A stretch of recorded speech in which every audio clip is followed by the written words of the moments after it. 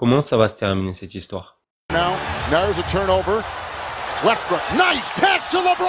Prenez 3 superstars, entourez-les entre autres de 10 joueurs au contrat minimum sur une saison.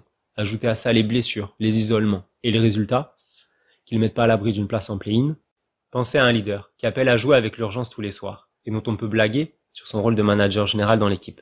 Terminé par un coach qui rappelle à ses joueurs, à juste titre, que pour gagner un titre, faire des efforts. Et vous obtenez les Lakers, version 2021-2022.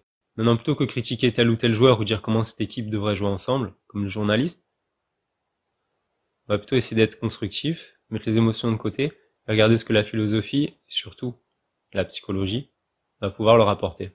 Parce que tu peux changer de coach, tu peux faire tous les transferts que tu veux, tu peux laisser passer le temps. Et si cette équipe, elle n'arrive pas à s'hisser au niveau des meilleurs, à un moment ou à un autre, alors regardez du côté obscur. En me basant sur différentes interviews, d'un côté, j'ai pu apprécier les prises de responsabilité dans les défaites, soit de la part du coach ou des joueurs, et j'ai vu aussi qu'il y avait un certain respect entre les joueurs. Ça, c'est le point positif.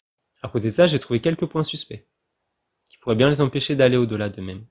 Parce que pour aller battre des équipes comme le Jazz, les Suns ou les Warriors, il va bien falloir que le groupe se transcende un peu plus d'une fois. Et pour ça, ils vont devoir traverser des situations. Des situations où vous êtes déjà retrouvés, parfois même sans le savoir. En début de saison, il a été affirmé que l'âge ne serait pas un problème, et que la réussite serait le résultat d'un processus qui pourrait prendre du temps. Mais aujourd'hui, les mots d'ordre sont urgence et survie. Le premier constat, c'est que cette équipe, elle s'est bien préparée au succès, mais un peu moins au problème. On dirait qu'ils n'étaient pas assez préparés au fait que la crise sanitaire et les blessures puissent autant perturber leur processus. On voit bien qu'il y a un effet de surprise.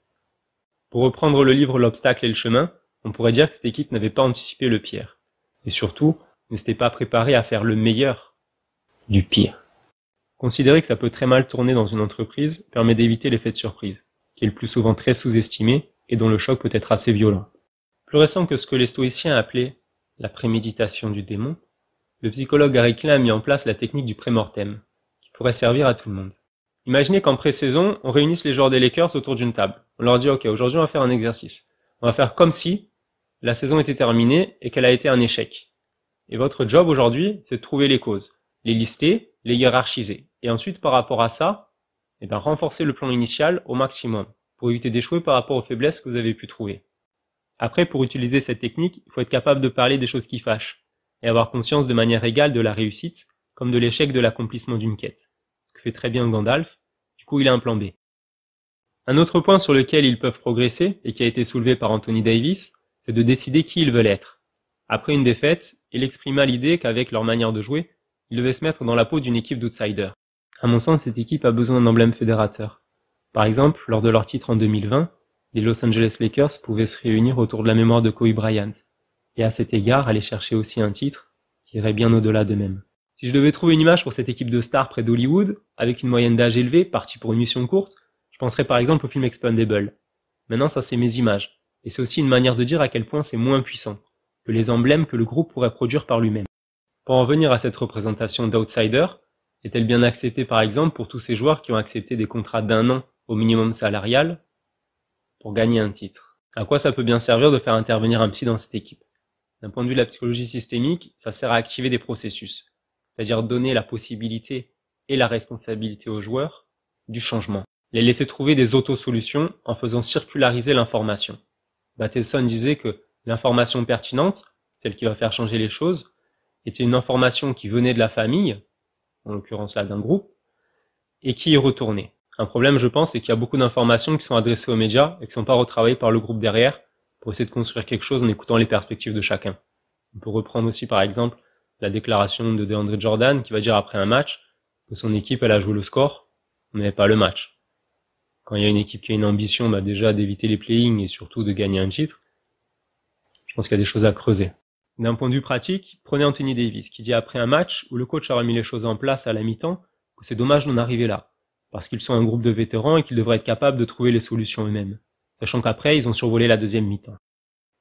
Imaginez qu'en groupe on demande aux joueurs, ok vous êtes une équipe de vétérans, mais on regarde ces demi-temps, est-ce que vous vous comportez toujours comme tel? Oui, non, ok, bon, comme quoi vous vous comportez. Bien sûr il faut qu'il y ait quelqu'un qui soit garant du cadre, pour que ça reste constructif. Je pense qu'une réunion serait bénéfique pour le groupe. Et attention, là je suis pas en train de parler d'une recette miracle qui viendrait solutionner tous les problèmes de l'équipe. mais plutôt une manière sérieuse de travailler un des éléments de la réussite, un peu à la manière d'un Kobe Bryant. Jamais rien regretter. Combien d'équipes ont rencontré un grand nombre de difficultés parce qu'un leader avait sous-estimé la psychologie de groupe, l'inconscient groupal. Bion disait à cet effet qu'il existe 2 niveaux au sein d'un groupe. Le niveau de conscience de travail, où le groupe raisonne, organise ses actions, se répartit des rôles, se coordonne, et le niveau des émotions partagées, qui définit aussi un groupe comme étant animé de tensions internes, qui peuvent venir perturber un comportement rationnel à cause d'activités inconscientes, de nature émotionnelle. D'expérience en France, que ce soit en amateur ou en pro, les structures, elles savent pas très bien à quoi ça peut servir un psychologue. Je mets ça sur le compte d'un manque de communication et de visibilité. C'est pour ça que j'ai créé cette chaîne. La psychologie, ça peut paraître parfois opaque.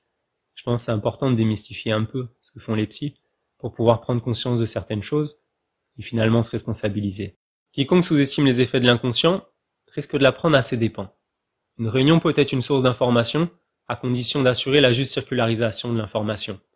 Ceux qui ne laissent rien au hasard utilisent la psychologie comme un deuxième regard. Et si tu veux savoir ce qui a aidé des équipes à marquer l'histoire, on pourrait se retrouver ici.